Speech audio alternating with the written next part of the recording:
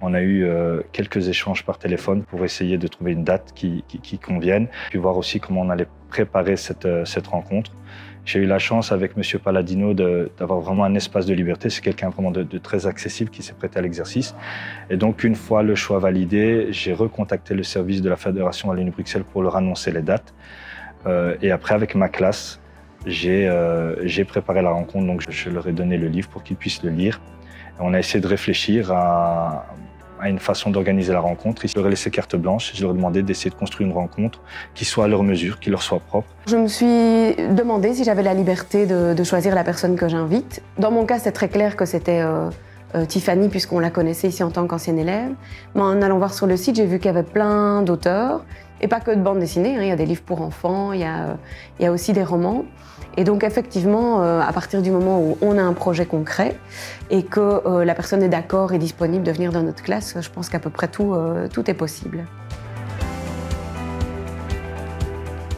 C'est très enrichissant parce que ça permet, nous autres, en tant qu'enseignantes, d'avoir un support. Grâce à l'auteur, on apprend à mieux connaître l'univers de l'auteur. Et alors les enfants prennent cet univers-là comme le leur et autrement. Rencontrer les personnes, les lecteurs en vrai, ça change tout pour moi. Si j'étais chez moi et que je ne voyais jamais qui est-ce qui lit mes bandes dessinées, je pense que je ne dessinerais plus, en fait, tout simplement.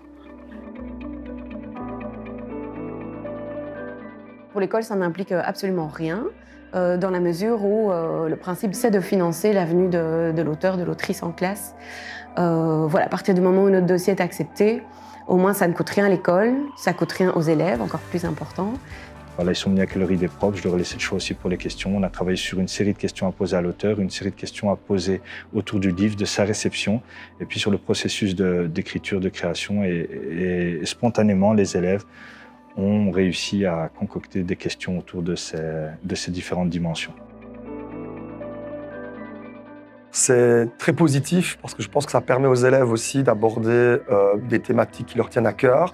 Ça leur permet aussi de passer 2 heures de classe d'une manière un peu différente, c'est-à-dire pas avec un prof, un tableau et un bureau.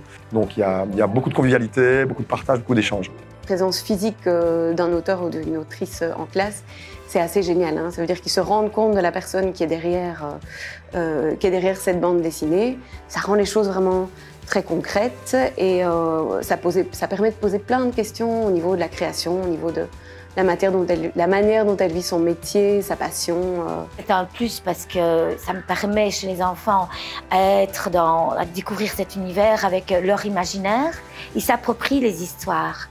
Et avec leur imaginaire des enfants de maternelle comme ça, ils créent leur univers dans l'univers de l'auteur.